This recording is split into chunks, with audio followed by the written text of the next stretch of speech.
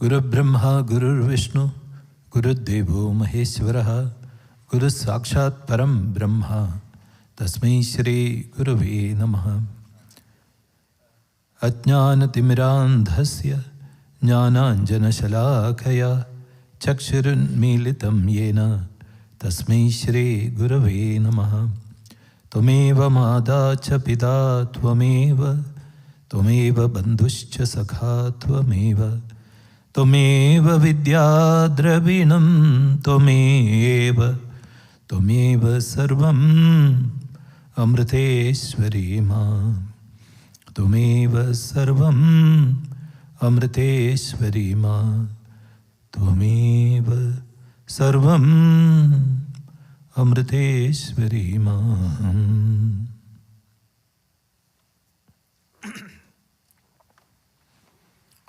Om Amriteshwari Namaha. We'll begin with a short meditation. Kindly sit straight. Make sure your vertebral column, your spinal column is erect.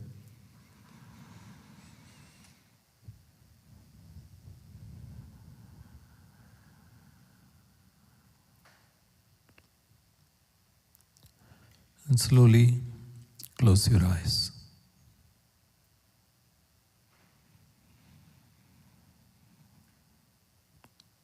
Slowly bring your awareness on your breathing, breathing normally.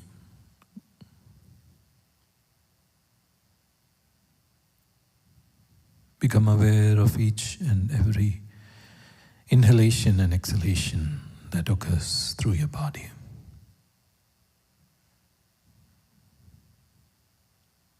And as you watch your breath,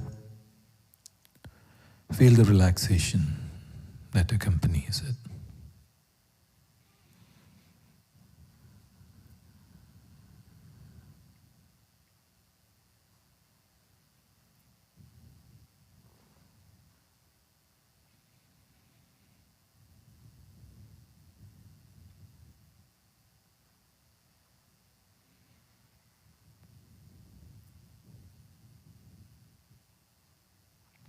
Feel fully relaxed.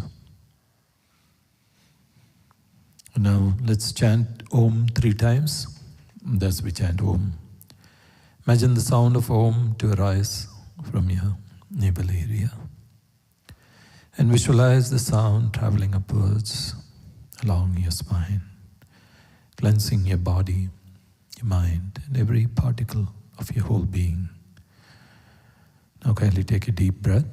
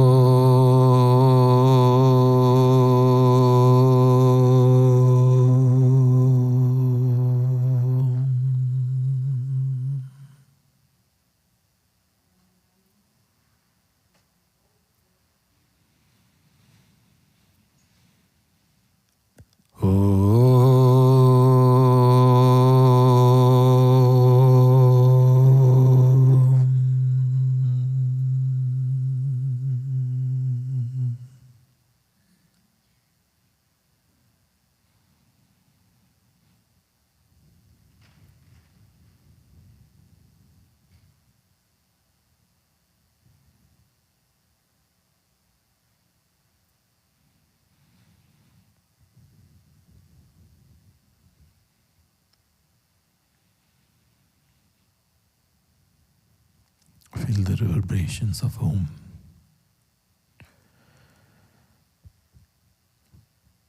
All over your body.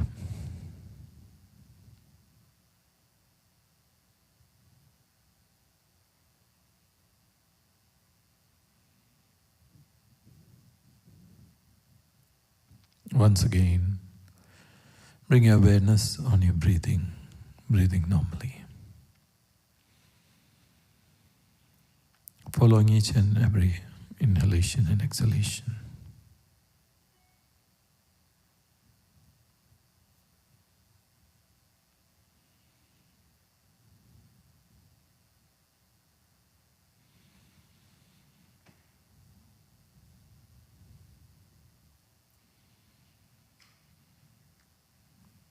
And now as you breathe in, chant the syllable Ma silently along with your in-breath. Hold your breath for a few seconds. Don't hold it for too long. Pause it. And then when you breathe out chanting Om.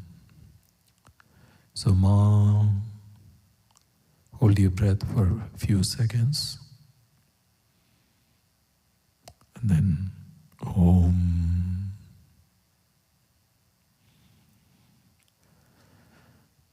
Ma.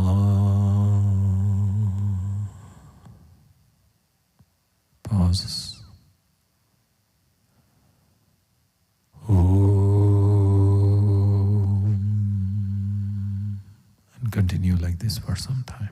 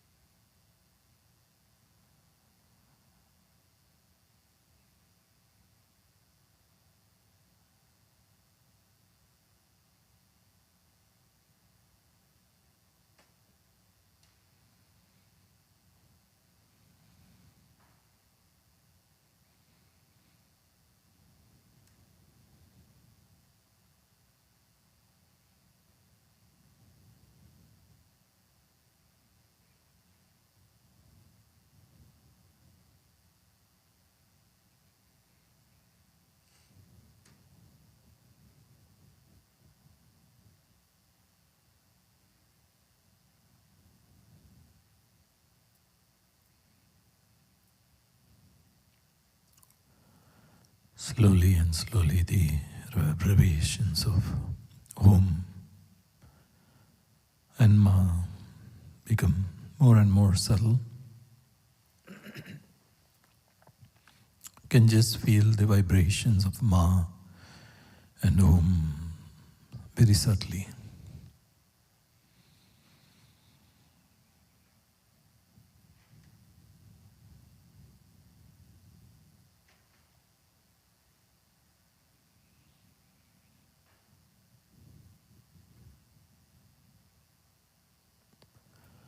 Ma is a representation of divine love.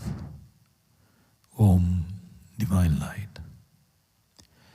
And imagine the love and light filling your heart, and the heart opening up, just like a beautiful lotus flower, beaming with light and love.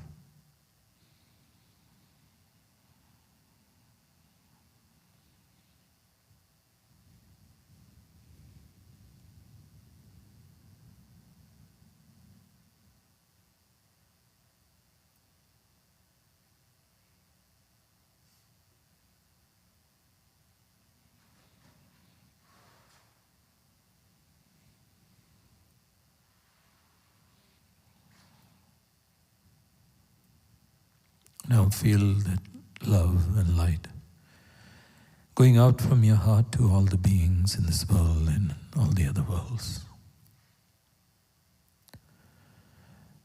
Just like the rays of the sun, and as the light falls on each and every being, imagine they also become more loving, more peaceful,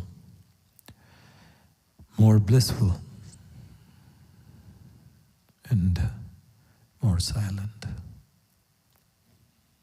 While doing so, we'll chant the Loka Samasta prayer 9 times.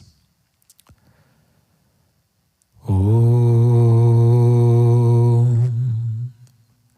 Loka Samasta Sukhino Bhavantu. Loka Samasta Sukhino Bhavantu.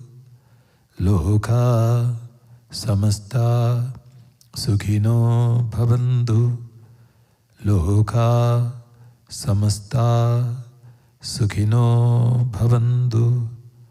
Loka Samasta Sukhino Bhavantu.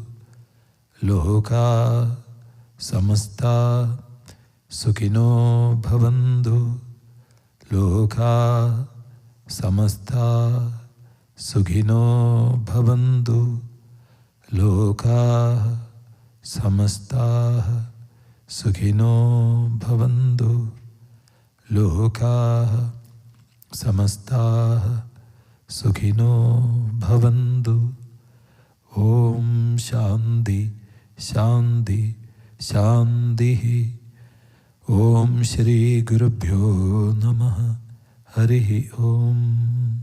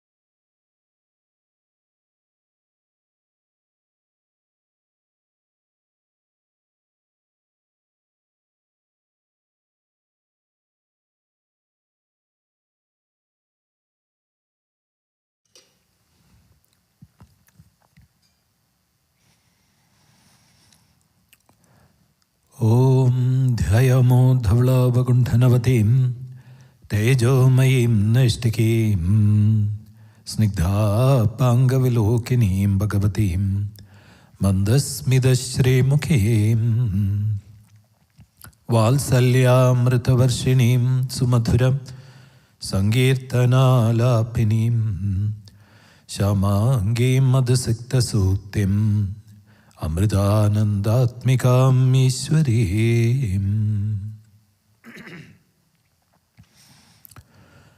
Om Narayanam Padmabhuvam Vasishtam Shaktim cha Tatputram Parasharam cha Vyasam Shugam Gaudapadam Mahandam Govinda Yogindram Adhasya Shishyam Sri Shankaracharyam Adhasya Padmapadam cha Hastamalakam cha Shishyam Tam Todakam Vartika Karyamanyan Asmat Gurun Sandadan Manadosmi. Om Amriteshwariye Namah.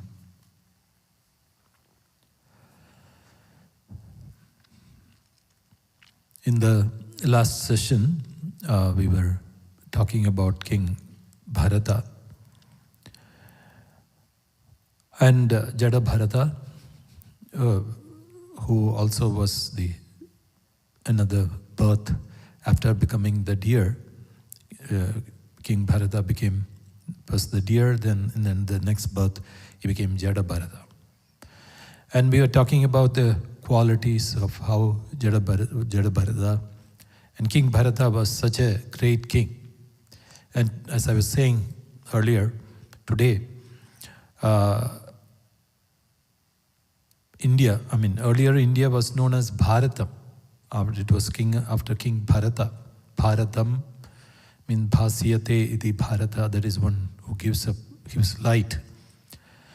So the name of the country came after King Bharata. And he was such a great person. So you can imagine the country was named after a great saint, a great Jivan Mukta. So here we are saying concluding with the praise of King Bharata. And is saying that a fly cannot emulate the flight of Garuda.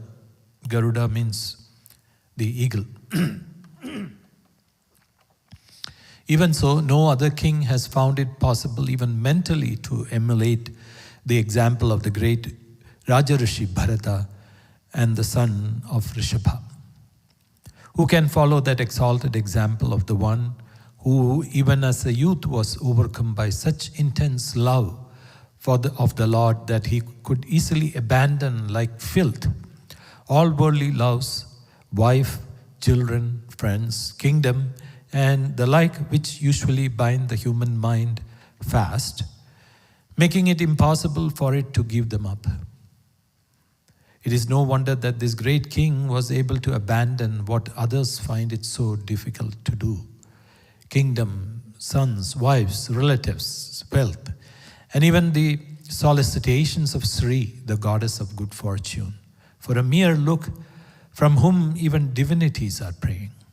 For those who are engrossed with the delight of the Lord's service, look upon as trifle even moksha, considered the highest blessing for an embodied being.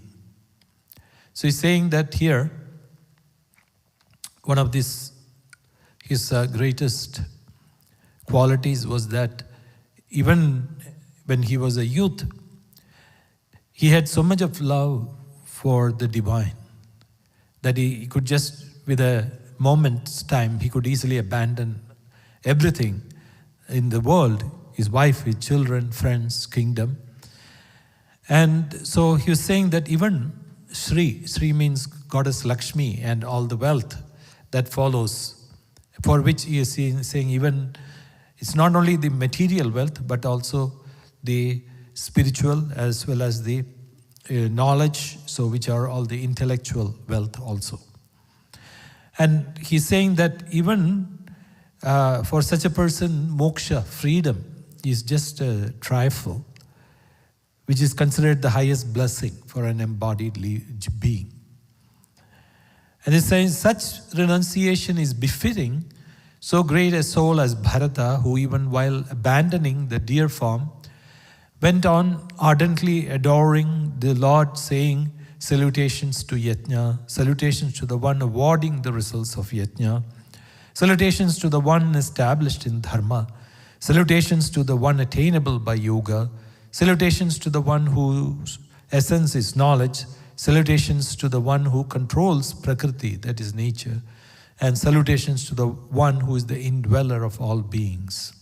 And whoever hears, recites, or studies with faith and devotion this holy account with records of excellences of the great Rajarishi Bharata, who is respected and sung about by great devotees, and which confers on its votary longevity, wealth, fame, heaven, and liberation, and all the wants of such a person are supplied by the indwelling self. He requires no external aid. So what is the example he left here? His undying love for the divine. And because of that, he was completely detached. So if you see the political leaders today, what is lacking in them? What is lacking in them is this kind of detachment. And everybody, and I'm not finding fault, because once you understand spirituality, and once you know how to detach yourself from the work or from the karma that you're doing, then he becomes a perfect yogi. So that's what Lord Krishna says in Bhagavad Gita also, right? So become a karma yogi, not a karma bhogi. So don't try to enjoy the results of your karma, but become a karma yogi means you just throw away the results of your karma. So if we can do that, then certainly that's what he's saying. It can become like the great king Bharata. And what is the goodness about that? He says the quality, the goodness, the quality, when we detach ourselves, that's when we really are benefiting other people. If we have attachment to what we are doing, to the work that we are doing, it will not benefit anybody. It might benefit us. It might, in one sense, it will not even benefit us, because when we work with attachment, it will not give us satisfaction. And especially when we are looking for perfection, it might not bring perfection. So what we need to do is work without attachment, whether it's with detachment. And when we work with detachment, that karma that we do will definitely benefit so many people. And look at Amma. If Amma was attached to what she was doing, will so many people get the benefit out of it? She's completely, in one sense, she's completely detached. So when one person, you would have seen that, one person comes and pours out their heart, their sorrow to Amma. And we can see that in one sense, Amma is also attached. It's a kind of a detached attachment. You cannot say she's completely detached, but she's a detached attachment. So she listens to them.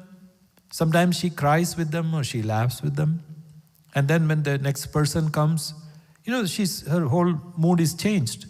She either laughs if she was crying, or she could cry very easily. It's not that she's acting. An actor cannot change their mood just like that. It takes a lot of time. But for a person whose heart is so pure, a person's, just like Amma, their heart is nothing but a mirror that is reflecting the devotee's emotions. So that's why Amma can change her mood so quickly without any problem. So what happens is, if we perform our actions with detachment, so that is not only good for us, but also then only it will become beneficial for others. See, I'll give you another example. If we are so attached to our work, what will happen? we won't be able to see our own mistakes. And any mistake that happens, we will always try to justify, saying that that's correct, you are wrong. You won't be able to see that very objectively. So what you need, if you need to see it very objectively, you have to detach yourself from that work and understand that this is not mine, this is done through me, and if there is any mistake, then you can rectify it. So, what we have to understand is, it will become only beneficial if there is detachment. And that's what happens, as I said, nowadays, to the people who are so attached to their chairs, to their power. And they don't realize that it is this attachment that is causing more sorrow for others. So once we understand, that's why they are saying, if you even listen to the story of King Bharata even once, and if you try to understand what and how he ruled his kingdom, then that will benefit so many other people as well as you. And not only that, if you really imbibe, what did he do? He just threw everything in a moment and just left. So he was not even attached to any of the things in his life. So that is the other example that we have to take from Bharata. So that's why they said, even if you listen once to this story and imbibe, then definitely that is going to change your life. So the Falasruti, that is the result of listening to these stories, is being enunciated here. And now I'm skipping a whole bunch of things because now they talk about the lineage of King Bharata. There's the lineage of many people, which most of it are names, and there is nothing much about it. And after that, they talk about how earth was at that time, and maybe it's still at this time also. Then they talk about the course of the sun, how the sun moves, how the earth moves, how the moon moves, how the planets move. Everything is explained. And then they talk about the pole star, and then they talk about the different worlds, the different subtler aspects of the worlds, and then also things like hell, the purgatories, and all these things. We don't want to go there, mainly because, first of all, we are not all going there. We have met Amma, so there is no need to go there. So second thing is, if you become interested in any of these things, it's just a distraction. There is actually no benefit in listening to all these things. If you think about this purgatory, there is one particular purgatory where, everybody, goes in, and they have to, there is the Satan or the devil who is putting fire under everybody. So you can listen to all these things, but what is the point? There is no point. So what you have to do is skip it. And these are all, understand that these are all mental imaginations. As long as you believe in them, it exists. But if you do not, then it doesn't exist. So but that is where we have to learn that these worlds do exist if you think so, and if you do not, then it doesn't exist. So let's skip all of this, and I'm going to Skanda 6. And the chapter 1, which is talks about Ajamila, Most of you must have heard about his story, Ajamala. And what happens is, in the beauty about Bhagavata, as I was saying earlier, was first, there is this falasruti, that is, you can hear about the results of listening to these stories. So that is the benefit of listening to these stories. But when you listen to these stories also, there are talks about various spiritual subjects, like what we heard between King Bharata and Rahugana. You heard a lot of the spiritual teachings. And here in Ajamala's story, it might be just a story, but there is a lot of talk about dharma. So it's very interesting to listen, because they put characters in between who are talking, who are discussing about various spiritual aspects. So here it is about dharma. So we can see that. So Raja, it's the chapter 1 and 19, and it is the skanda 6, 6th skanda. And Raja Parikshit said, "You worshipful sir," he's talking to sage Shuka. And he said, "You worshipful sir have at first expounded the means of emancipation from transmigratory existence, following the method of gradual release. It consists in practicing divine communion through different disciplines and attaining to Brahma's realm, and from there attaining release from the embodied existence at the time of the pralaya along with the Brahma himself. You have also described the life of involvement in samsara, that is the world, how driven by the forces of karma, the jiva is born repeatedly in different spheres, all of which are constituted of the evolutes of the three gunas of Prakriti. And the various purgatories which await evildoers were described beside Manvantaras, the period of rule of the Manus, the first of whom was Swayambhuva. Descriptions of the dynasties of Uttanapada and Priyabrata, as well as accounts of continents, regions, oceans, mountains, rivers, gardens, and forests were given. Besides, you have already discoursed to me on subjects like the divisions, characteristics, and dimensions of the earth, the galaxies, the heavens, and the netherworlds, and all other regions.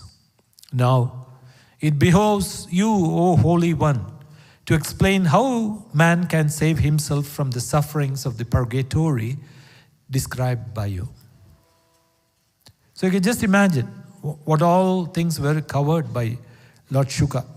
He says that you explain to me the different practices and different disciplines to attain to Brahma. Brahma here the creator, not Brahman, the supreme consciousness. So here it is Brahma, not Brahman.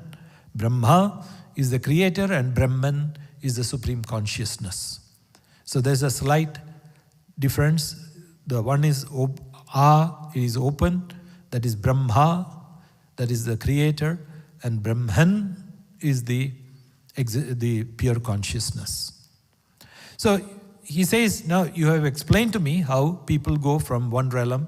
By doing different spiritual practices, you go to the realm of Brahma, that is the creator, and from there, when the pralaya, that is when the flood happens, the great flood happens, then you slowly attain to the Supreme along with Lord Brahma himself. And also you also described how in this world, the forces of karma, through the forces of karma, that the jiva is born repeatedly in different spheres. Where? Which story do you remember? We just looked at it. Because of karma. King Jadabharata, that King Bharata, he was born as King Bharata, and then he was born as a deer, and then Jadabharata. So because of his attachment, his karma, so he was born, so that was explained. And he says, all of which were constituted of the evolutes of the three gunas, the three qualities of Prakriti, which is Sattva, Rajas, and Tamas. And now, and he says, you explained all the purgatories and the rule of the Manus, that is the Swayambhu Manu, that which we saw in the beginning. Then the Uttanapada and Priyavrata, the lineage. And then he talked about the continents, the regions, oceans, mountains, rivers, gardens, everything. And also you're given the divisions and characteristics and the dimensions of the earth. So just imagine, all has been given. And the galaxies and the heavens and the whole of universe has been given. And now it behoves you to explain how a man can save himself from the suffering of the purgatory that you described. So how do you not go to the purgatory? So Sri Shuka said, unless a man does expiations, even here in this world, for the sins he has committed by his mind, speech, and organs, he is sure to undergo the fierce sufferings of the purgatories I described to you. Therefore, long before death, sufficiently early in life, when the mind and the body have not become decrepit, man should do expiations for whatever sins he had done according to their seriousness, just as a physician skilled in diagnosis treats diseases with remedies appropriate to the prevailing condition. So what he's saying? So what expiations means remedies, right? And he says the remedies should be done for whatever sins means here, karma. Sins means one thing that you have to understand. It's not like the real meaning of sin, but which some other religions explain. Sin means it's going away from God. And papa, that is, papa is sin. So papa takes you away from God and punya brings you closer to God. So that is the difference between sin and merit. So don't take it like sin, like a sinner or you have sinned. So that's not the point here. So he's saying that whatever karma you have done that has taken away from God, from your divine nature, you have to understand that you have to do all the expiations, that is the remedies in this world before you die. And he says, therefore, start it long before you die, sufficiently early in life. And when the mind and the body has not become decrepit, which means it's old age. So when you don't think you can start doing when you are really old, again like what we said in the last time.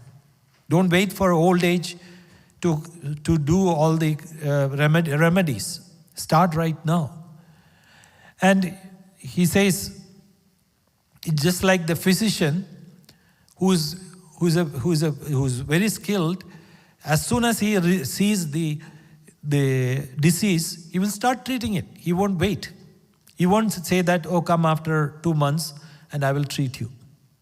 When it becomes serious. By that time, you are almost dying. If the physician says, come after 2 months and I will treat you when it's really serious, who knows, you'll be almost dead. And you might not be able to treat it. But the moment you see it, you start treating it. So that's what he's saying. You should not waste time. And the urgency to do it right now. So start, if you start doing your spiritual practices. That is what he is explaining here. The moment you understand the laws of karma, the moment you know that you're going away from Lord, the moment you know that all these things are affecting you, just start doing your spiritual practices. Don't wait even a moment. And the Raja said, even after understanding the experience and instruction that something is sinful, that is, Parikshit, the Raja means the king, King Parikshit said, even after understanding from experience and instruction that something is sinful, men are found to commit the same sin in spite of themselves. Of what use are these expiations? They are not able to erase the sinful tendency.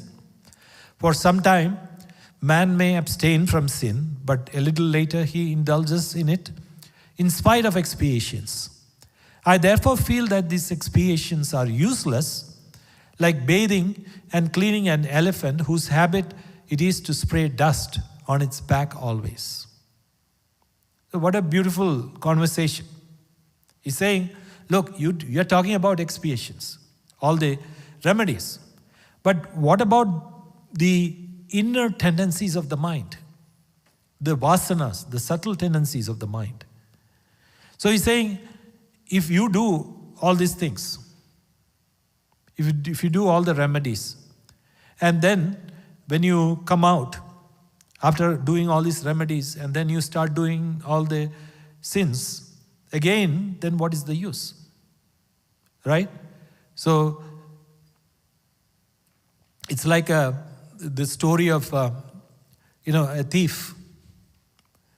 So, the thief goes to a confession booth. And of course, the priest cannot see who it is there, right? So, he says to the priest that, oh priest, I'm a great sinner. So the priest asks him, what did you do? So he said, I stole a lot of belongings to the people. And so the priest asks, so what did you steal? So he said, I stole ornaments, I stole money, I stole materials from all these people. So he says, did anybody come and complain to you? So the priest says, did you steal from Peter? He says, no, I didn't. Then did you go to Thomas's house? No, I didn't. Did you rob David? He said, no. Then who did you rob? Then the thief gets up and says, thank you, you're a priest, you have given me 3 names. So it's like that. So when you go, you're thinking about, how to do the next act, next karma. So he's asking this question, what is the point in doing all these remedies if you just, Amma says the same example, the elephant. What you do, you take the elephant, you bathe the elephant in the river very nicely and make it so clean. And what does the elephant do when it comes back? It takes the dust and puts it on its forehead. So it's just like that. So what is the use, he's saying? But they are not erasing those tendencies from the mind, the subtle vasanas. So he's saying, it's like Amma says, in one of Amma's Bhajans, that Shakti Rupe, she says that you go around the temple and chanting the Lord's name, and when you come out of the temple, you kick the beggar who's sitting outside. So what is the use of that? Here you are going inside the temple to worship Lord, and when you see a beggar who's sitting outside, just kick him. So what is the point in going to the temple? And this is what most of us do. So he's saying, this is the same question which King Parikshit is asking Shuka, you are talking about these remedies, but you go there, you do all the remedies, and then you come out, and then you start doing the same sins. I remember one of my uncles, and he used to, every year, he used to go to this holy place called Shabrimala in Kerala, where Lord Ayyappa is there. And before you go, what happens is you are supposed to take a vow that of celibacy.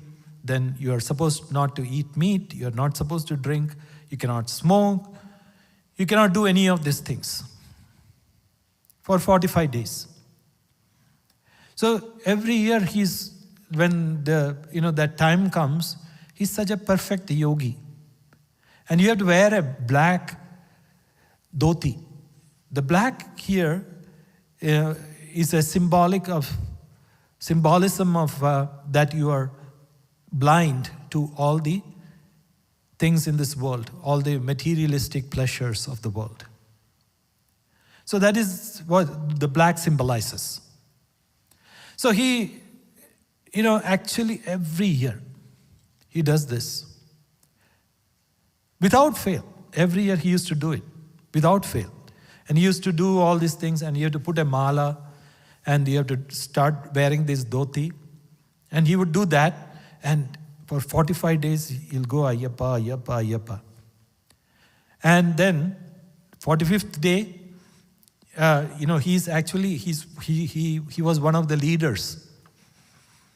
And so they used to call him Swami. And so he used to take expeditions.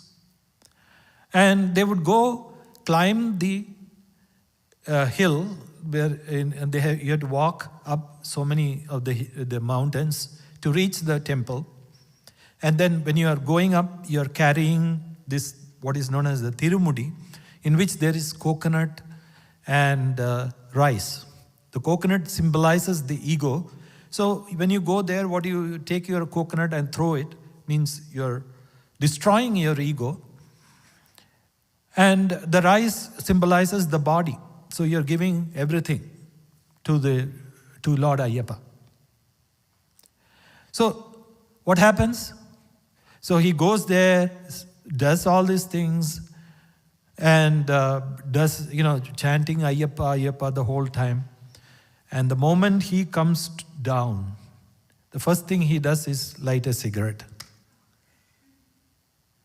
And the second thing he does is he has already a bottle of liquor in the car or wherever he's going, and starts drinking.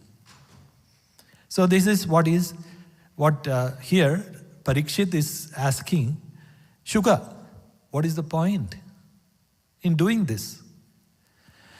So Sri Shuka said, ignorance or avidya is the ultimate source of all karma, including expiations.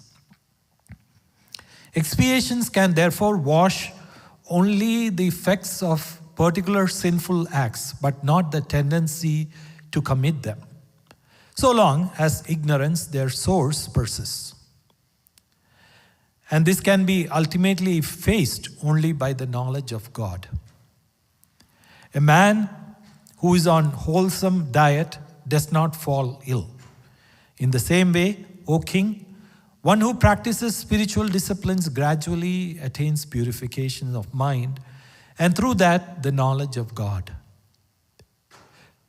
By means of austerity, celibacy, control of the mind, control of the senses, charity, practice of virtues like kindness, truth, etc., and of disciplines like japa, worship, etc., a man of righteousness and faith overcomes even great sins committed by body, words, and mind, just as a fire destroys a grove of reeds. So he says, first of all, Sri Shuka says, then, what is the point of doing all these remedies, right? We do all these pujas, when we have, especially when we go through a bad period, first thing we do is go running to an astrologer and ask, what is the problem? Why am I suffering like this? So the astrologer says, this Rahu is on your 6th, and the Jupiter is being covered by another planet, so there is no grace falling upon you, so do these remedies. Okay, you do all the remedies. Maybe this little bit of grace is started coming. So, but then what happens? So that's why he's saying. He's saying that by doing so, definitely, there are effects. But the effects is only in the physical sense. But what happens is the source of all this karma. So the source of all this karma is ignorance. So how do you efface them? How do you take away this ignorance? How do you destroy the ignorance? So by the knowledge of God. And so he says, only a man who eats a wholesome diet does not fall ill. So in the same way, so he says, if you want to completely erase the sins that is being accrued, then do all these things, which will purify not only your body, but also your mind. And through that, you receive the knowledge of God. So by what are those? The means for this is austerity, celibacy, control of the mind, control of the senses, charity, practice of virtues like kindness, truth, japa, that is chanting, worship, etc.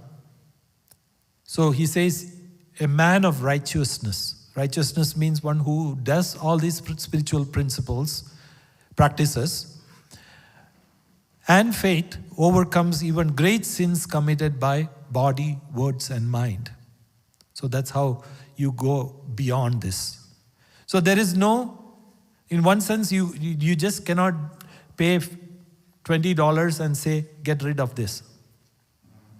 And I'll do a homa for $1,000. Oh God, take away all these problems. That won't work here. So what you have to do? You have to really work hard. And just like one of the great saints said, once they asked him, how do you realize God? So he said, you have to sit and sit and sit, meditate, unless there is callus formed on your butt.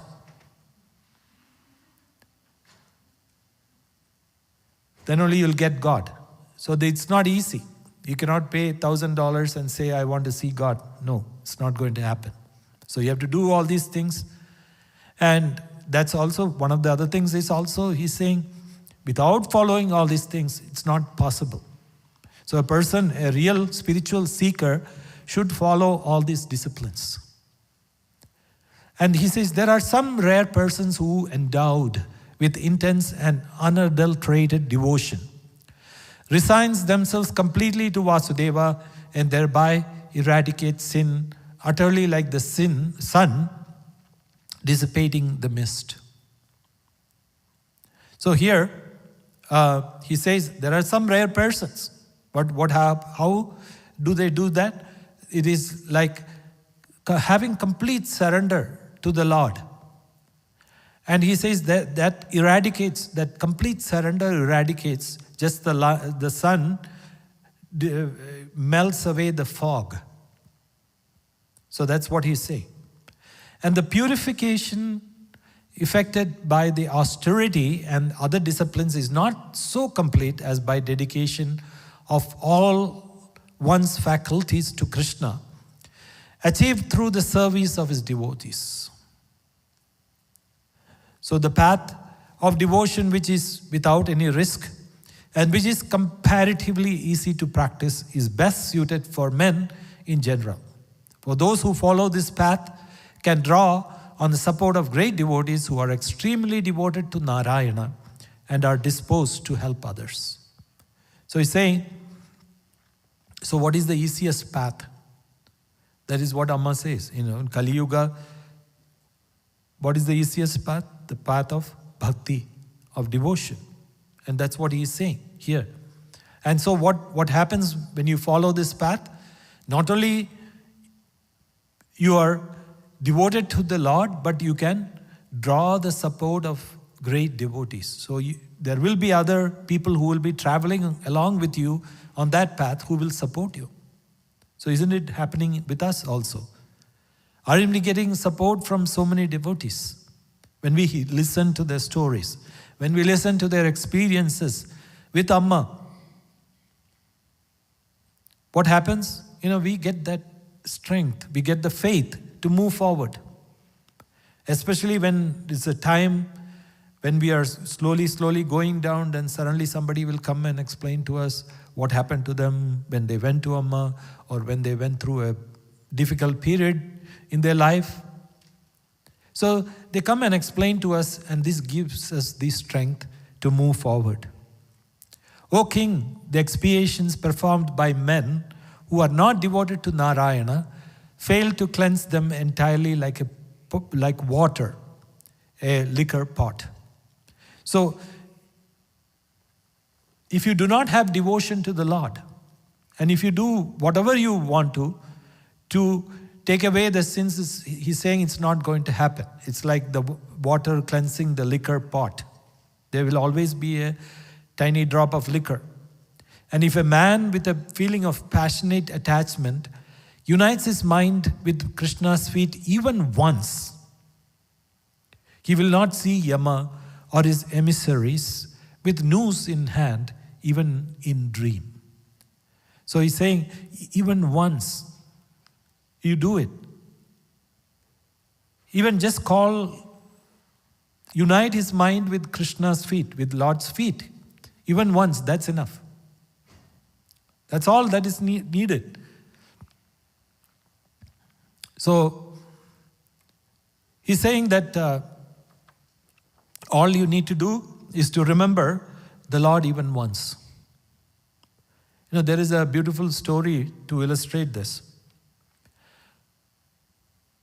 Once a guru went to the house of a devotee, and the father and the mother received him with so much reverence and did the Pada Puja and all these things. And what happened was, after doing all this traditional worship, the guru looked around to see whether the son was there or not. The son was absent. So the guru asked the parents, what happened to your son? So the parents started crying and said, he's an atheist. And he doesn't want to come in front of you. He doesn't want to chant Lord's name. He doesn't want to worship anybody. He's such an atheist. And when you ask him to chant the Lord's name, he says, no, I don't want to do that. So Guru smiles and asks the parents, where is he? So the parents say he's sitting inside his room and watching something on his computer. So the Guru goes into his room, opens the door and says, my son, so what is the problem? So the boy looks at him with scornful face and says, I don't like any of these things. I hate it. So Guru says, it's so easy. You just have to chant Lord Ram. Just Ram. 3 words, Ram. Once. Just once. Chant it once. He says, no, I won't chant it. And the Guru says, okay, you can try. So you won't chant Lord Ram's name, no. And he kept on asking the boy a couple of times. And he said, definitely not. He said, yes. And you won't even chant the name of Lord Ram even once? And he said, no. And the Guru just slapped on the boy's face and said, chant the name of Lord Ram. So the boy said, no, I won't chant the name of Lord Ram. So the Guru said, no, you chanted it. Okay. Now, years later, when you die, there will be two sets of people who will be coming to meet you. One will be the Lord of Death. The other will be the emissaries of Lord Rama. And they will ask you this question that, look, where do you want to go? And don't say anything. Just keep quiet. And tell them that, look here, you have to decide. So much later, when that person died as an adult, just as the Guru said, there were two sets of people who came. And so they came to the boy's soul, and then the Yama said, that is the king of deaths. People said, this guy is such a stupid and idiot that we want to take him, we will drag him away. So the people of Rama said, can you please check his files, all his, what all he has done is just look at his hard drive and go through it. And so they went through it and they said, oh, he had chanted Rama once. So the emissaries of Rama said, what is the effect of chanting Lord Rama's name once? So the emissaries of death said, we don't know what is really the effect of that. So let's go and ask Brahma, the creator. Let's take him to Brahma. So they took him to Brahma. And when they went to Brahma, they asked Brahma, well, this person has been committing all kinds of dirty acts. And he has accrued a lot of paba, that is sin. And he has done all these negative karmas, so what should we do? But he chanted Lord Rama's name once. So what should we do? So Lord Brahma turned to the boy and said, what do you want? He said, I don't know. You all are discussing amongst yourselves, don't decide. And Brahma said, no, I don't know. Let's take him to Vishnu. So they took him to Vishnu. And Vishnu looked at it and then said, he has chanted Rama, the name of Lord Rama, once. So definitely you cannot take him. The emissaries of death cannot take him. But I don't really know what is the effect of that. So let's take him to Shiva. So the boy said, I'm so tired. Just leave me alone. This man, this soul of this boy. I'm so tired, I cannot come to Shiva. No, you have to come. And if you don't come, we'll drag you. He said, no, you cannot drag me, I'm just going to sit here. So finally what happened? Brahma, Vishnu, and all the other people started lifting this boy and carrying them on their shoulders, and were walking to Lord Shiva. And when this procession was coming from, from a distance, one of the messengers of Lord Shiva went running and said, there is a great person who's coming.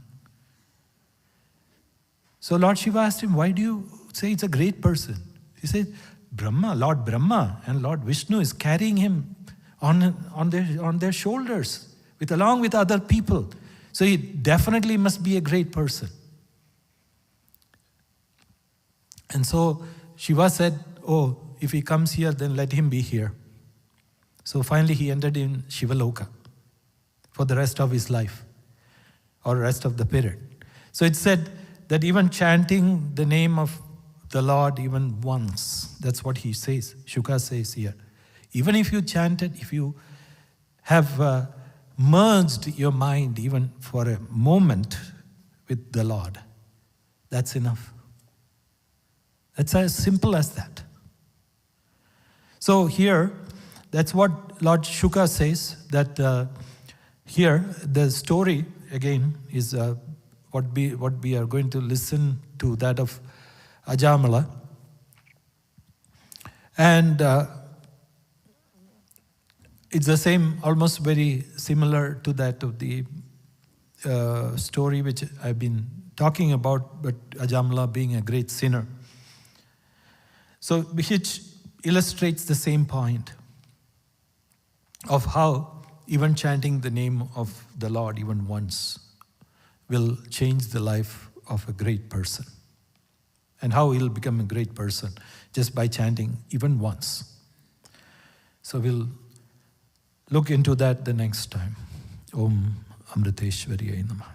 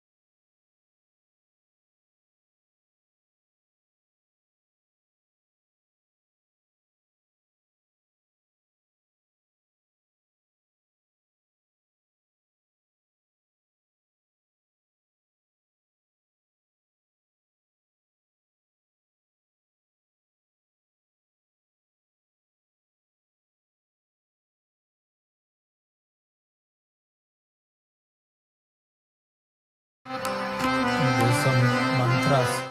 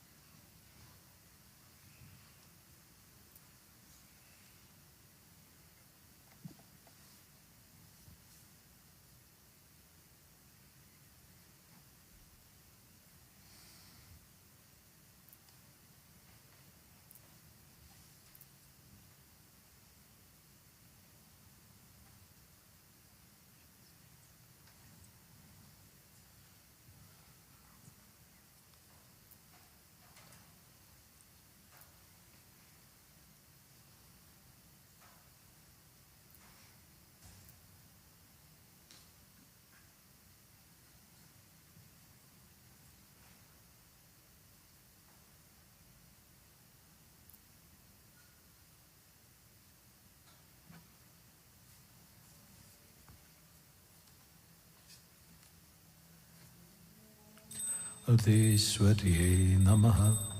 ॐ अमृतेश्वर्यै नमः. ॐ अमृतेश्वर्यै नमः. ॐ अमृतेश्वर्यै नमः. ॐ अमृतेश्वर्यै नमः. ॐ गणानां त्वा गणपतिगुं हवामहें कविं कवीना उपवस्रवस्तमं ज्येष्ठराजं ब्रह्मणां ब्रह्मणस्पद आनशृण्वन्तु सीदसादनम्. ॐ महागणपतये नमः.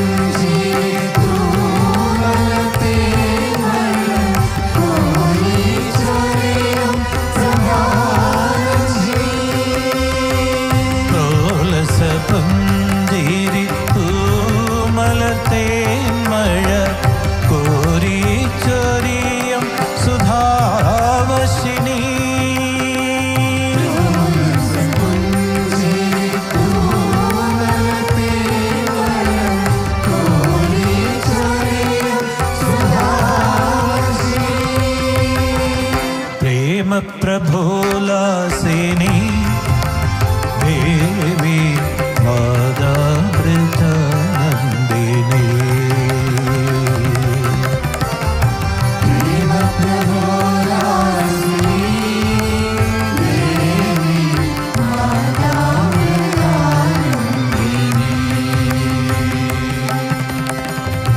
പാപഭയം പുരളാത്തൊരു ജീവിത പാദതിരഞ്ഞു വരുന്നവരെ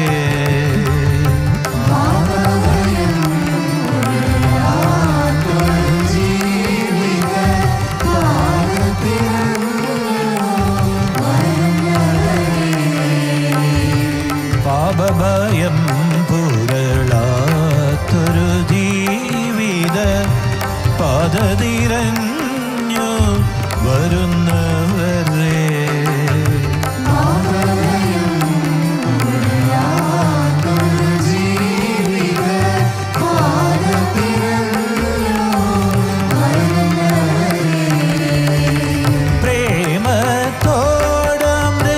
പ്രേമത്തോടമൃതാനന്ദ പുഴ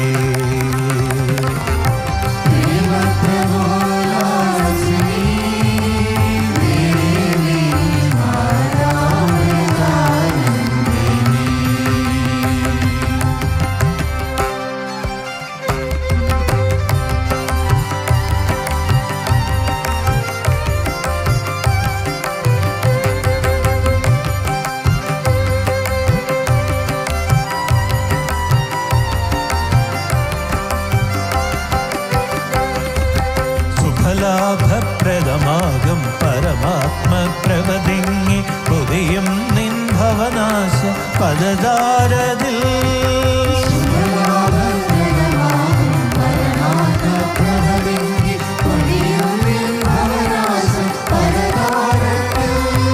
ശുഭലാഭപ്രദമാകും പരമാത്മപ്രഭതിങ്ങി പുതിയും നിൻ ഭവനാശ പദദാരതിൽ.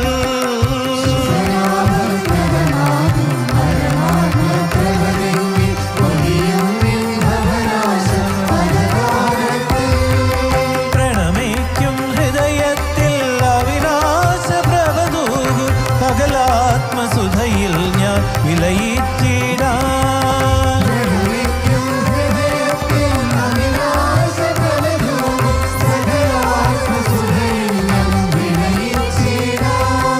സകലാത്മസുധയിൽ ഞാൻ വിലയിച്ചിടാം.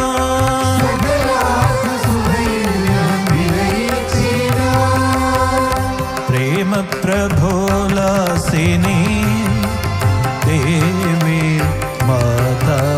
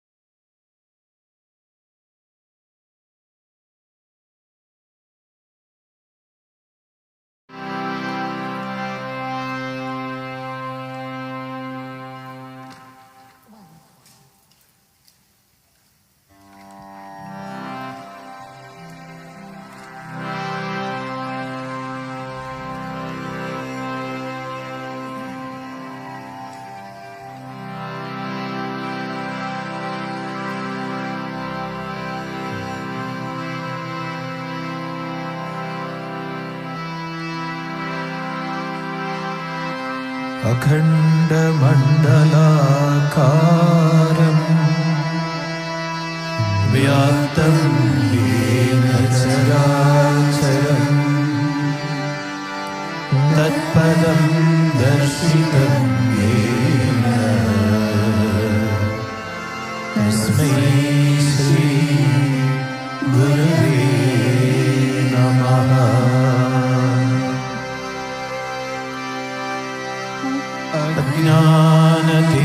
അജ്ഞാനതിമിരാന്ധസ്യ ജ്ഞാനാഞ്ജനശലാഖയാ ചക്ഷുരുന്മീലിതം യേന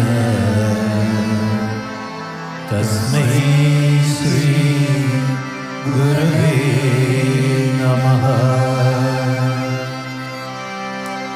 ഗുരുർബ്രഹ്മാ ഗുരുർവിഷ്ണു ഗുരുദേവോ മഹേശ്വരഃ ഗുരുസാക്ഷാത് പരം ബ്രഹ്മ തസ്മൈ ശ്രീ ഗുരവേ നമഃ. സ്ഥാവരം ജംഗമം വ്യാപ്തം यत्किञ्चित् सचराचरम् तत्पदं दर्शितं येन तस्मै श्री गुरवे नमः। चिन्मयं व्यापि यत्सर्वं त्रैलोक्यं सचराचरम् तत्पदं दर्शितं येन तस्मै श्री गुरवे नमः। सर्वश्रुतिशिरोरत्न विराजितपदाम्बुजः वेदान्ताम्बुजसूर्य तस्मै श्री गुरवे नमः। चैतन्यशाश्वतशान्त व्योमादितो निरञ्जनः बिन्दुनादकलातीतः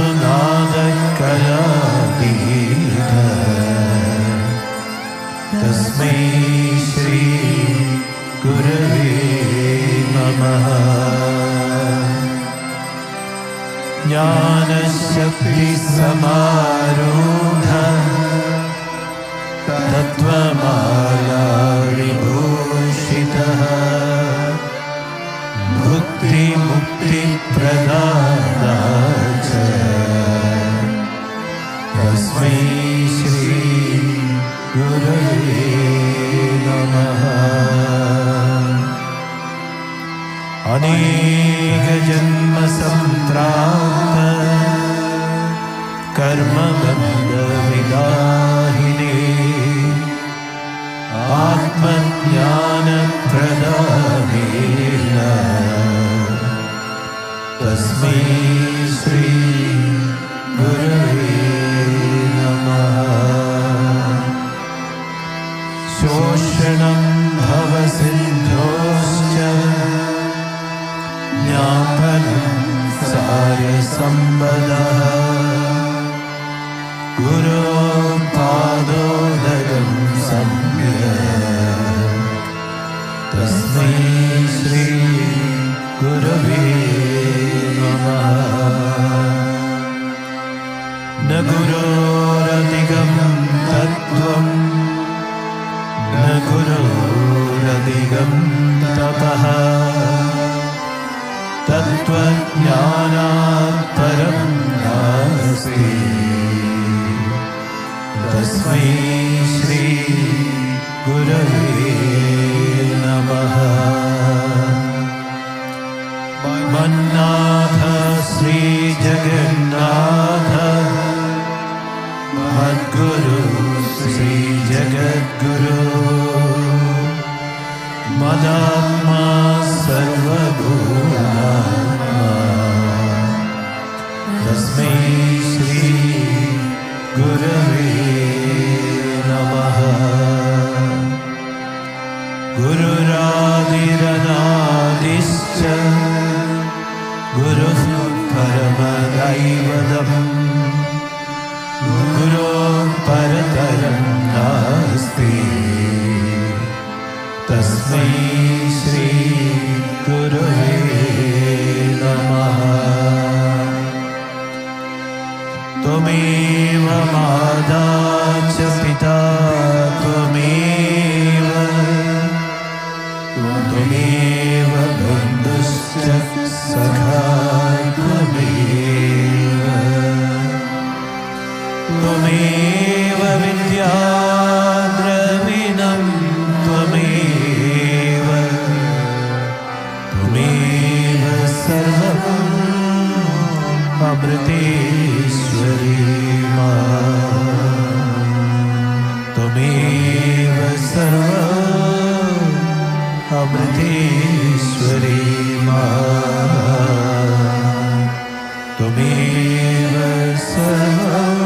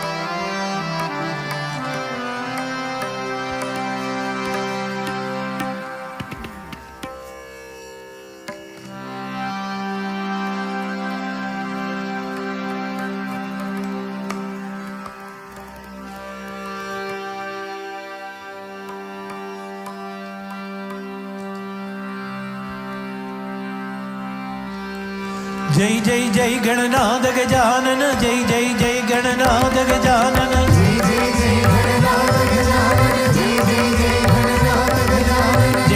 जय गणनाथ गजानन, जय जय जय गणनाथ गजानन, जय जय जय गणनाथ गजानन,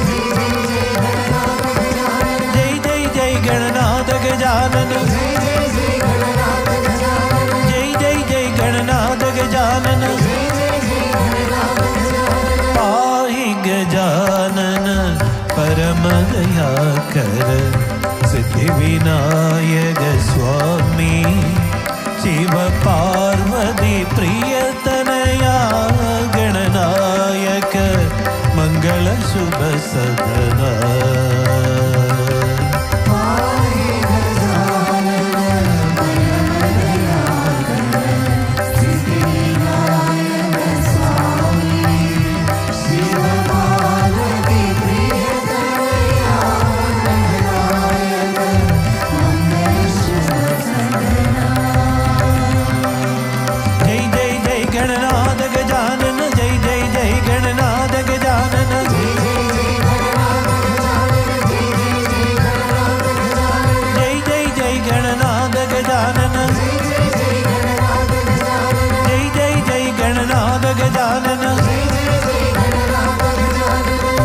शाश्वतनाद शरीर मनोहर, श्री गणपति श्रीधवाला,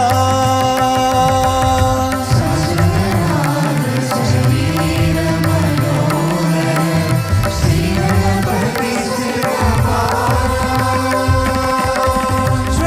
श्वेतांबरधर चित्घन रूप, पादाम्बुजम् अभयम्,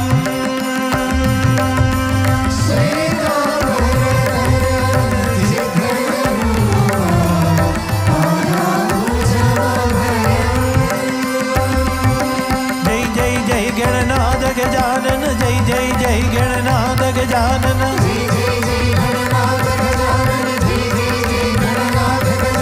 जय जय जय गणनाथ गजानन, जय जय जय गणनाथ गजानन, जय जय जय गणनाथ गजानन, वंदित पादानंदित रूप, विघ्न विनायक देवा,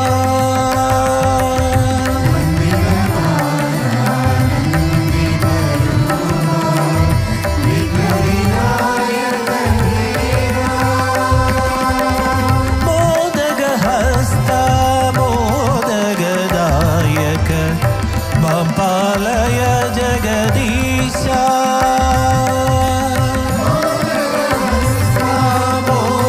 मोदकदायक,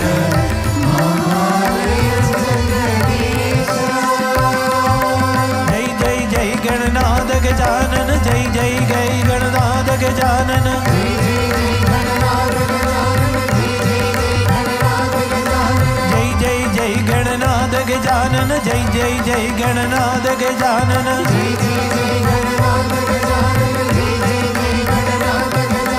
जय जय जय गणनाथ गजानन, जय जय जय गणनाथ गजानन, जय जय जय गणनाथ गजानन, जय जय जय Gananath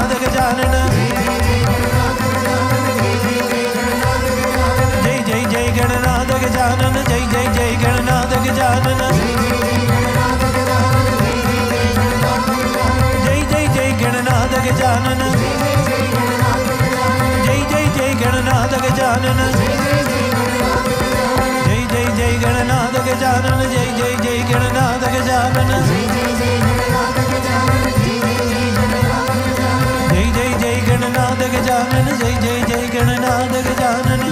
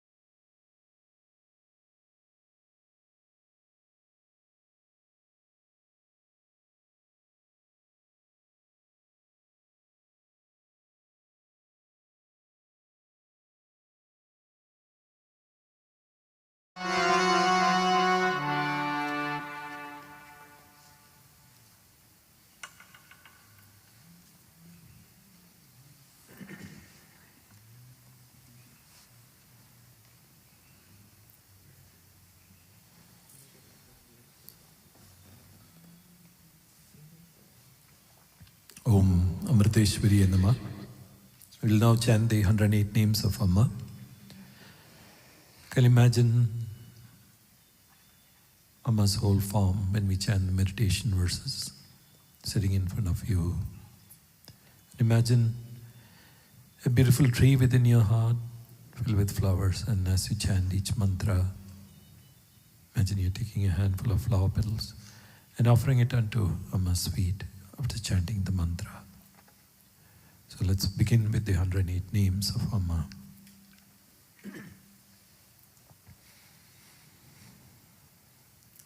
Om Dhyayamo Dhavlavagundhanavati Tejomai Naistiki Snigdhabhagavilokini Bhagavati Mandasmidasrimukhi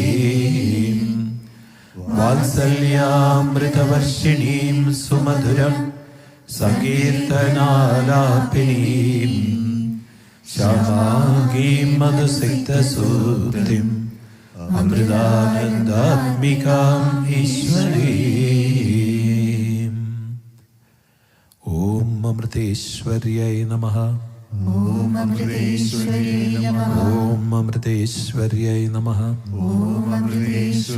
Om Amriteshwariyai Namaha. Om Amriteshwariyai Om Purna Brahma Swarupinyai Namaha. Om Amriteshwariyai Om Satchidananda Murtaye Namaha. Om Amriteshwariyai Vatma Rama Graganyayai Namaha. Om Amriteshwariyai Om Yogilinandaratmane Namaha. Om Amriteshwariyai Vandarmukasubhavayai Namaha. Om Amriteshwariyai Om Duryadungasthali Jushe Namaha. Om Amriteshwariyai Om Prabhamandalavidayai Namaha. Om Amriteshwariyai Om Durasadamahaujase Namaha. Om Amriteshwariyai Om Taktadik Vastukaladi Sarvavachedarache Namaha. Om Amriteshwariyai Om Sajadi Abhijadi Sviyabe Nirakrade Namaha. Om Amriteshwariyai Om Vani Buddhi Vimrgyayai Namaha. Om Amriteshwariyai Om Shashvadavyatavatmane Namaha. Om Amriteshwariyai Om Namarubadi Shunyayai Namaha. Om Amriteshwariyai Om Shunyalpa Vibhudaye Namaha. Om Amriteshwariyai Om Shadaishwarya Samudraye Namaha. Om Amriteshwariyai Om Durikita Shadormaye Namaha. Om Amriteshwariyai Om Nitya Prabhuddha Samshuddha Nirmuktatma Prabhamuje Namaha. Om Amriteshwariyai Om Karunya Kulachittayai Namaha. Om Amriteshwariyai Om Takta Yoga Sushuptaye Namaha.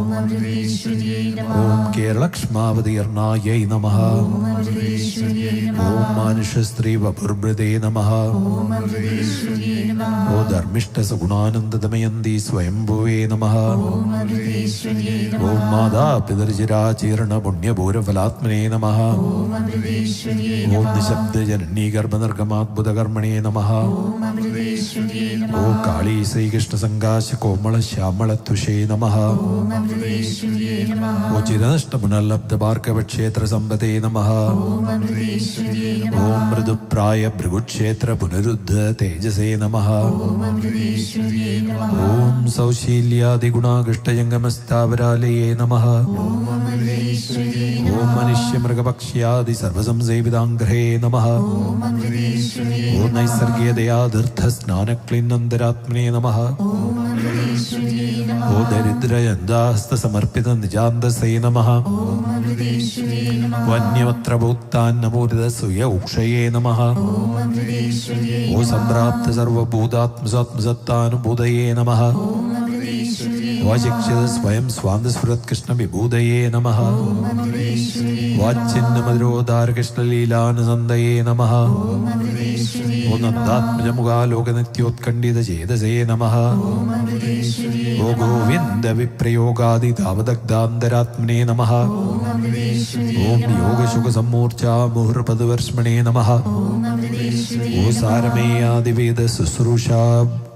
Om Sarameyadi Veda Susrushalab വിയോഗശോകസമ്മൂർച്ഛ മുഹുർപദവർഷ്മണേ നമഃ. ഓ സാരമേയാദിവേദ ശുശ്രൂഷാലബ്ധബുദ്ധയേ നമഃ. ഓ പ്രേമഭക്തിബലാകൃഷ്ട പ്രാദുർഭാവദശാർങ്ങിണേ നമഃ. ഓ കൃഷ്ണാലോകമഹാഹ്ലാദധ്വസ്തശോകാന്തരാത്മനേ നമഃ. ഓ കാഞ്ചി ചന്ദ്രകമഞ്ജീരവംശി ശോഭി സുബോധൃശേ നമഃ. ഓ സാർവത്രിക ഋഷികേശ സാന്നിധ്യലേരീ സ്പൃശേ നമഃ. ഓ സുസ്മേരതന്മുഖാലോകവിസ്മേരോത്ഫുല്ലദൃഷ്ടയേ നമഃ. ഓ തത്കാന്തിയമുനാസ്പർശഹൃഷ്ടരോമാംഗയഷ്ടയേ നമഃ. ഓ അപ്രതീക്ഷ സംപ്രാപ്തദേവീ രൂപോപലബ്ധേ നമഃ. ഓ പാണീപത്മസ്വപദ്വീണാചോമാനാംബികാദൃശേ നമഃ. ഓ ദേവി സദ്യസ്ഥിരോദാനതാപവിദചേതസേ നമഃ. ഓ ദീനരോദനനിർഘോഷതീർണദിക്കർണവത്മനേ നമഃ. ഉദക്താന്നപാനദ്രാദി സർവദൈധർമ്മണേ നമഃ. ഗുരുരാദിസമാനീതപക്ഷപോഷവർഷ്മണേ നമഃ. ഓം വീണാനിഷ്യന്തി സംഗീതലാളിതശ്രുന്നാളിയേ നമഃ. ഭാരപരമാനന്ദലഹരീ മഗ്നചേതസേ നമഃ. ഓ ചണ്ഡികാഭിഗിരാകാരദർശനാലബ്ധശർമ്മണേ നമഃ. ഓ ശാന്തരൂപാമൃഞ്ജരീ പാരണാനിർവൃതാത്മനേ നമഃ. ഓ ശാരദാ സ്മരകാശേഷുഭാഗുണസമ്പദേ നമഃ. ഓ പ്രതിബിംബദയാന്ത്രേ ശാരദോഭയമൂർത്തയേ നമഃ. ഓ തന്നാടകാപനേന തേരംഗേതാത്മനേ നമഃ. ഓ ചാന്ദ്രേ ശാരദാകേളികലോലസുതാബ്ദേ നമഃ. ഓം തേജപ്രഭുക്ഷേത്രദൈവ ചൈതന്യരമ്മസേ നമഃ. ഓം ഭൂയപ്രത്യവരദാർശദിവ്യസംസ്കാരരാശയേ നമഃ. ഓ അപ്രാകൃതാത്ഭുതാനന്ദകല്യാണഗുണസന്തവയേ നമഃ. വൈശ്വര്യവീര്യകീർത്തി ശ്രീ ജ്ഞാനവൈരാഗ്യവേശ്മനേ നമഃ. ഓ വാത്തപാലഗോപാലവേഷഭൂഷാ വിഭൂതയേ നമഃ. ഓം സ്മേരസ്നിഗ്ധകടാക്ഷായൈ നമഃ. ഓ സ്വൈരാദുഷുതവേദയേ നമഃ. ഓ വിദ്യകുണ്ടലമഞ്ജീരവംശികാംഗിണീഭൃതേ നമഃ. ഓ ഭക്തലോകാഖിലാഭീഷ്ടപൂർണപ്രണേച്ഛവേ നമഃ. ഓ പീഡാരൂഢമഹാദേവി ഭാവഭാസ്വരമൂർത്തയേ നമഃ. ഓ ഭൂഷണാംബരവേശ്രീദീപ്യമാനാംഗേഷ്ടയേ നമഃ. ഓ സുപ്രസന്നമുഖാംബോജവരാഭയതപാണയേ നമഃ. ഓ കിരീടശനാകർണപൂരസ്വർണപടീഭൃതേ നമഃ. ഓ ജിഹ്വാലീഡമഹാരോഗി ബിബിൽസ്വണതത്വജേ നമഃ. ഓ ദുഗ്രോഗുദം സംസ്നാദഗൗരംഗാപരമൂർത്തയേ നമഃ. ഓ സ്തേഹിംസാസുരാപാനാദ്യശേഷാധർമ്മവിദ്വിഷേ നമഃ. ഓ ത്യാഗവൈരാഗ്യമൈത്രിയാദി സർവസദ്വാസനാപുഷേ നമഃ. ഓ പാദാശ്രിതമനോരൂഢ-ദുസ്സംസ്കാരരഹോമുഷേ നമഃ. ഓ പ്രേമഭക്തിസുധാസക്തസായുക്തഗുഹാശുദിശേ നമഃ. ഓ സുധാമണിമഹാനാംനേ നമഃ. ഓ സുഭാഷുധാമുജേ നമഃ. ഓ അമൃതാനന്ദമയാഖ്യാജനകർണപുടസ്പൃശേ നമഃ. ഓം ദൃക്തവിരക്തായൈ നമഃ. ഓ നമ്രാർപ്പിതബുഭുക്ഷവേ നമഃ. ഉച്ഛിഷ്ടഭോഗിസംഗായൈ നമഃ. ഓ യോഗീസംഗരിരംസവേ നമഃ. ഓ അഭിനന്ദദാനാദിജുപകർമാഭിവൃദ്ധയേ നമഃ. ഓ അഭിവന്ദനശേഷസ്രജംഗമസൃഷ്ടയേ നമഃ. ഓം പ്രോത്സാഹിത ബ്രഹ്മവിദ്യാ സമ്പ്രദായ പ്രവൃത്തയേ നമഃ. ഓം പുനരാസാദ ശ്രേഷ്ഠ തപോ വിപിന്നവർത്തയേ നമഃ. ഓം ഭൂയോ ഗുരുകുലാവാസക്ഷണോത്സുഖമേധസേ നമഃ. അനേകനൈഷ്ഠിക ബ്രഹ്മചാരി നിർമാതൃവേദസേ നമഃ. ഓ ശിഷ്യസംഗ്രാമിത സ്വീയ പ്രോജ്വലത് ബ്രഹ്മവർച്ചസേ നമഃ. വന്ദേ വാസ്യനാശേഷയഷ്ടാപാദദൃഷ്ടേ നമഃ. ഓം മോഹാന്തകാരസഞ്ചാരി ലോകാനുഗ്രാഹിരോജിഷേ നമഃ. ഓദമക്ലിഷ്ടമനോവൃഷ്ടപ്രകാശുഭാശിഷേ നമഃ. ഓ ഭക്തശുദ്ധാന്തരാംഗസ്തഭദ്രദീപശിഖാത്വിഷേ നമഃ. ഓ സപ്രീതിമുക്തഭക്ത്യൗഗന്നർപ്പിതസ്നേഹസർപ്പിഷേ നമഃ. ഓ ശിഷ്യവരസഭാമധ്യധ്യാനയോഗവിദത്സവേ നമഃ. ഓ ശശ്വല്ലോകീതാചാരമഗ്നദേഹേന്ദ്രിയാസവേ നമഃ. ഓ നിജപുണ്യപ്രധാനാന്യബാബാദാനാചികീർഷവേ നമഃ. ഓം പരസ്വർയാപനസ്വയ നരകപ്രാപ്തിലിപ്സവേ നമഃ. ഓ കന്യാകുമാരി മർത്യമൂർത്തയേ നമഃ. ഓം മോഹാർണവ നിർമ്മഗ്ന ഭൃഗുക്ഷേത്രോ ജിഹീശവേ നമഃ. ഓം പുനസന്ധാനദ്വൈഭായന സത്കുലസന്ധവേ നമഃ. ഓം വേദശാസ്ത്ര പുരാണ ഇതിഹാസ ശാശ്വത ബന്ധവേ നമഃ. ഓം ഭൃഗുക്ഷേത്ര സമുന്മീലിത് പരദൈവത തേജസേ നമഃ. ഓം ദേവ്യൈ നമഃ. ഓം പ്രേമാമൃതാനന്ദമയൈ നിത്യം നമോ നമഃ. ഓം പ്രേമാമൃതാനന്ദമയൈ നിത്യം നമോ നമഃ. ഓം പ്രേമാമൃതാനന്ദമയൈ നിത്യം നമോ നമഃ. ഓം അമൃതേശ്വർയൈ നമഃ.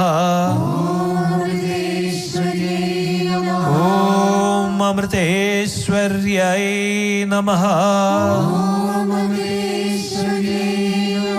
ഓം അമൃതേശ്വർയൈ നമഃ. അമൃതേശ്വര്യൈ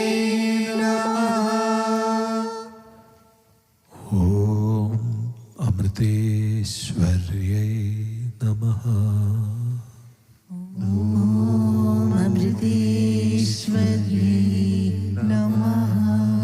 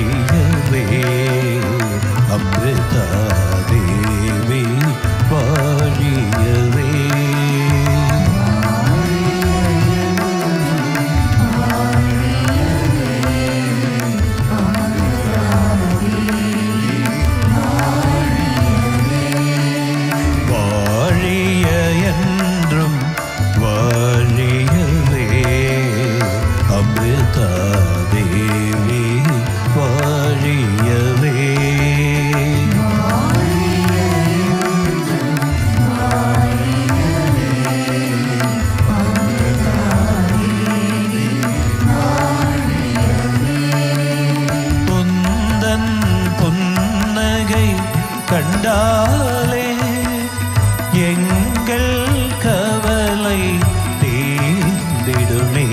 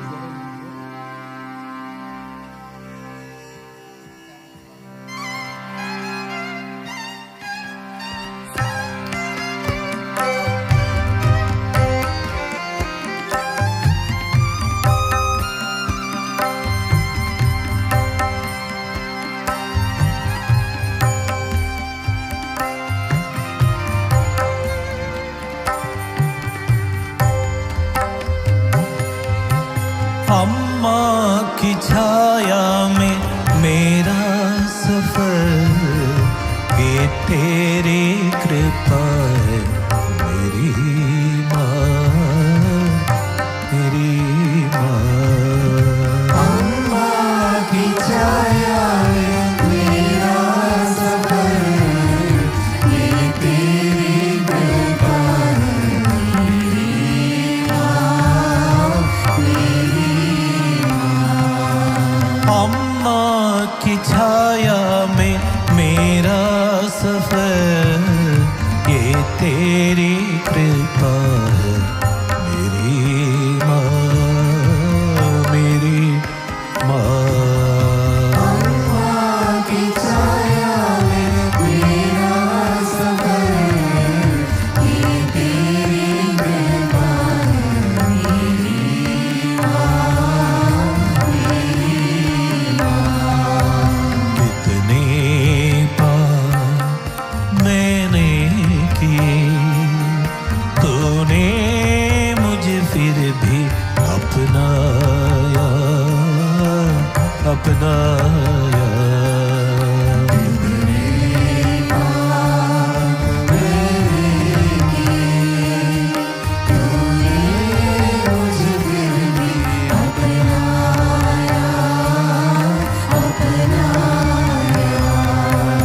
अम्मा की छाया में मेरा सफर, ये तेरी कृपा है मेरी माँ, मेरी माँ।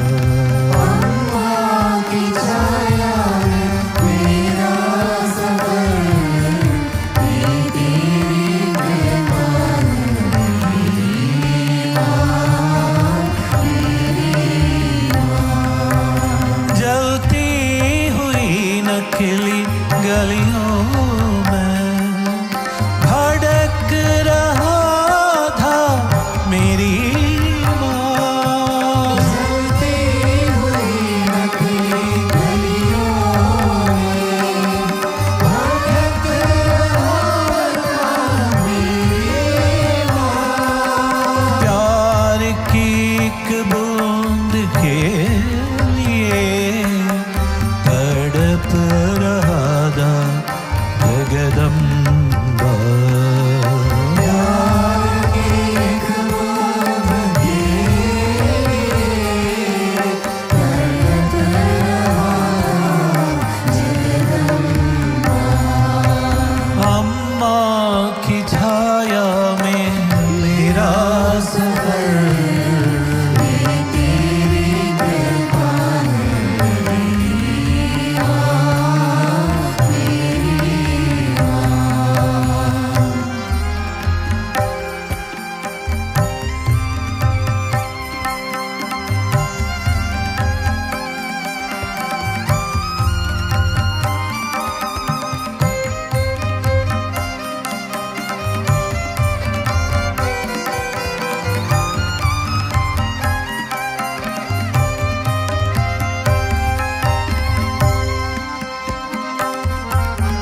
दुनिया की माया सागर में डूब रहा था मेरी माँ।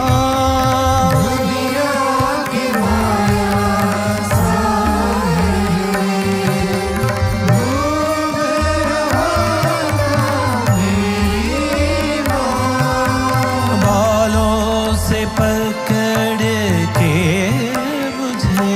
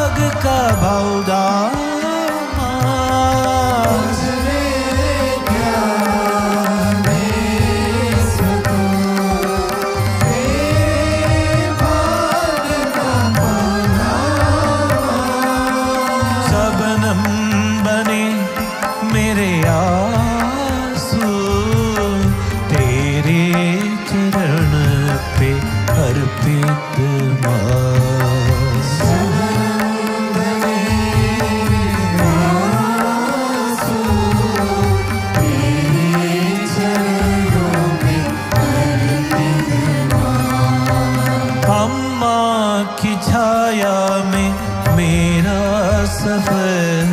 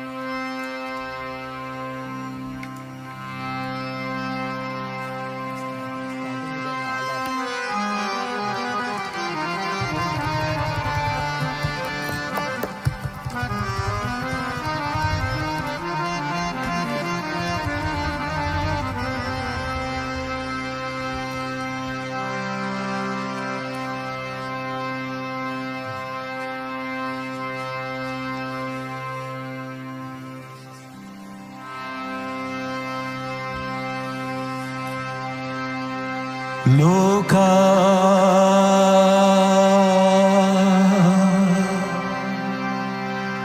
समस्ता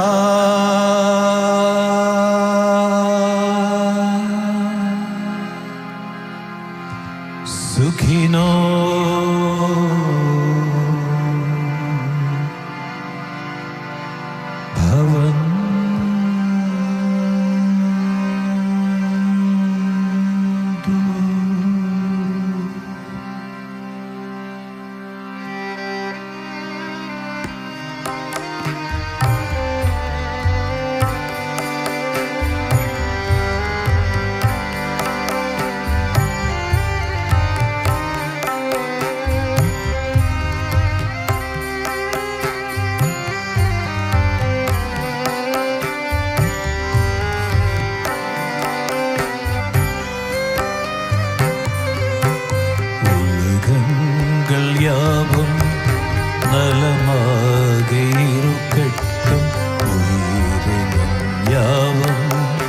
வளம்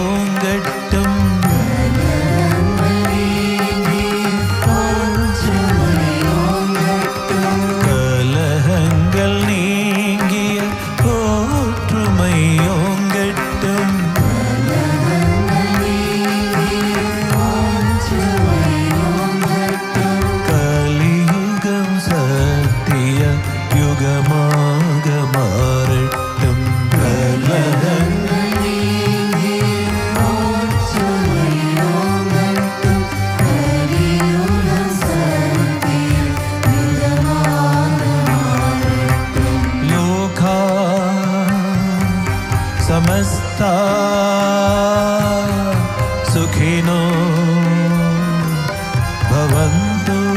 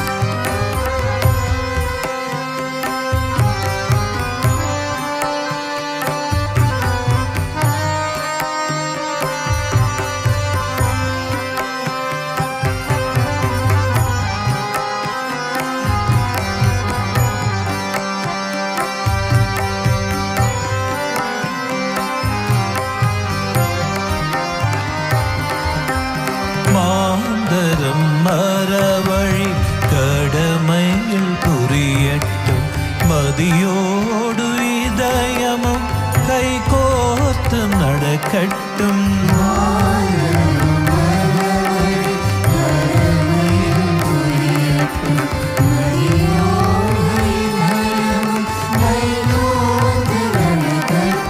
மாந்தரம் மரவழி கடமையில் புரியட்டும். மதியோடு இதயமும் கைகோர்த்து நடக்கட்டும். மாந்தரம் மரவழி கடமையில் புரியட்டும்.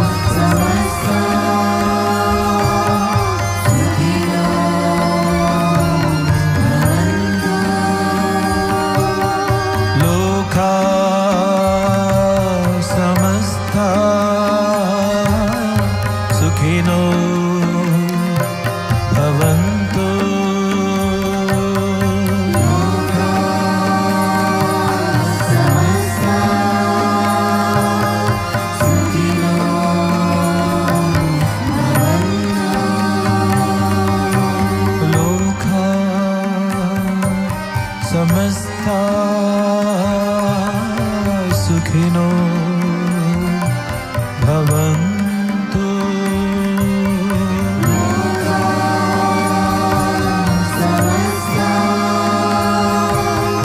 सुखिनो भवन्तु।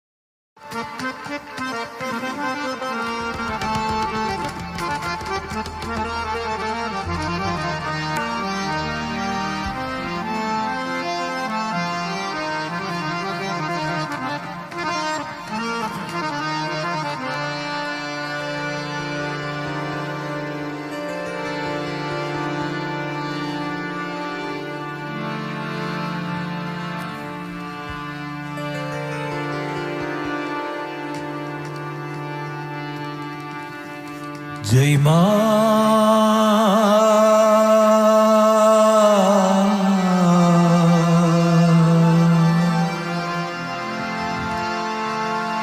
जय मां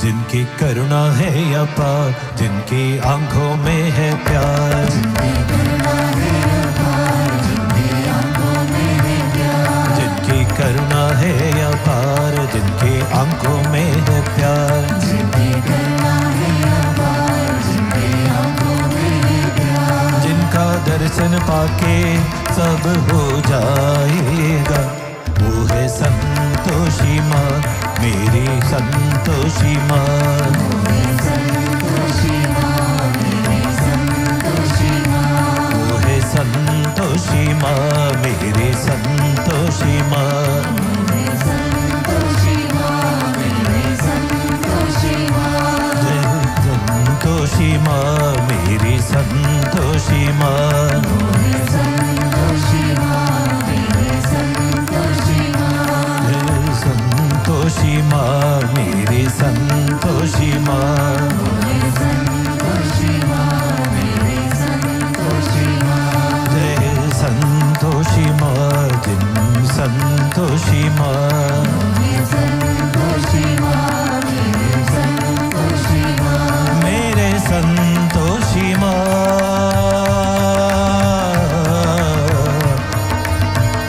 जय संतोषी माँ, करुणा है अपार, जिनकी आंखों में है प्यार, जिनकी करुणा है अपार, जिनकी आंखों में है प्यार, जिनके मन में है विश्वास, वही माँ मेरी करती है वार, जिनके मन में है विश्वास, वही माँ मेरी करती है, जिनके मन में है विश्वास, वही माँ मेरी करती है वार, जिनके मन में है विश्वास, वही माँ मेरी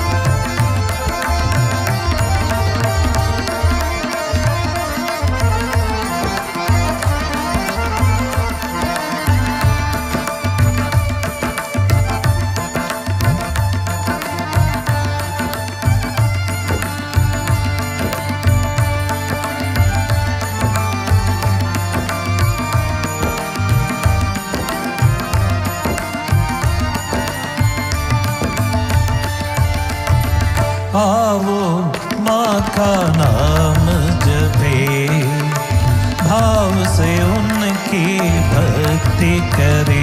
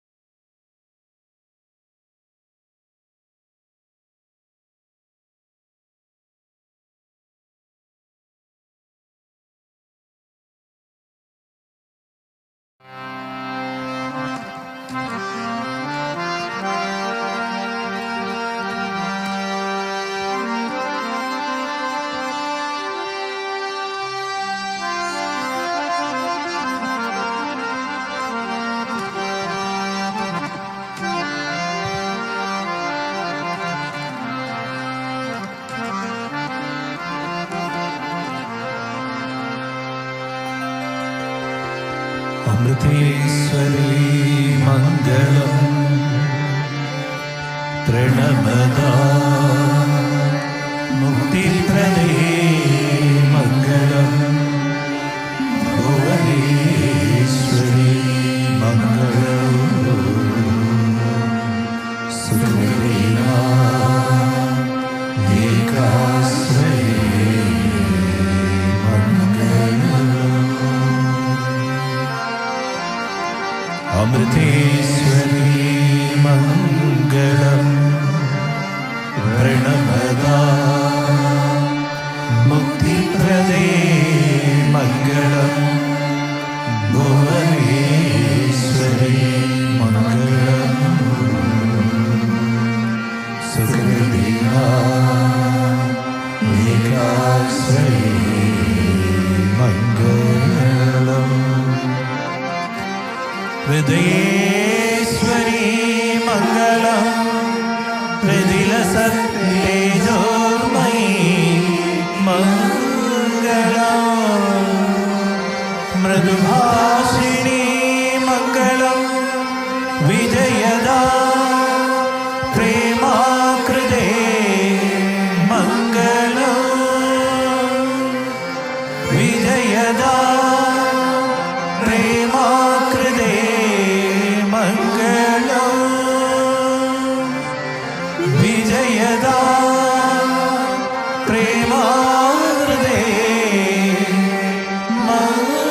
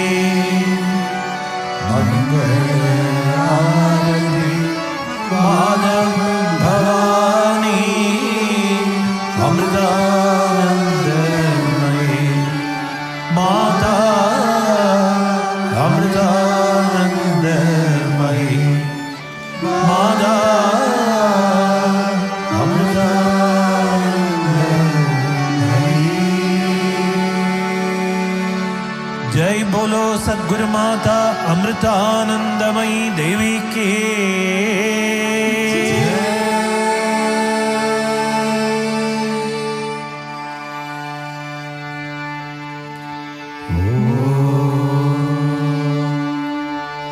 असतोमा सद्गमय तमसोमा ज्योतिर्गमय मृत्योर्मा अमृतं गमय